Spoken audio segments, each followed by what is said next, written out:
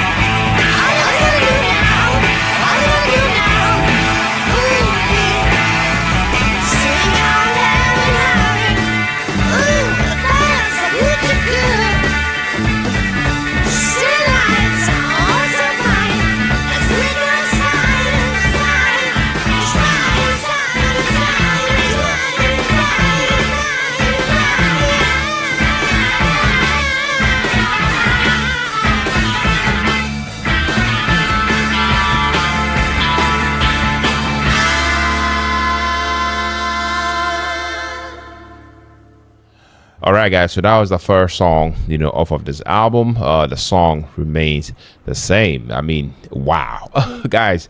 I have to say that every time I come back to this track, I am definitely reminded why Led Zeppelin sits on a completely different level. I mean, right from the opening seconds, this particular song explodes out of the the speakers, in my case the headphones, with this bright soaring guitar intro, that instantly grabs you as a listener. Jimmy Page's layered guitar work here is just unreal. I love the fact that it's fast, it's shimmering, and almost feels like it's flying.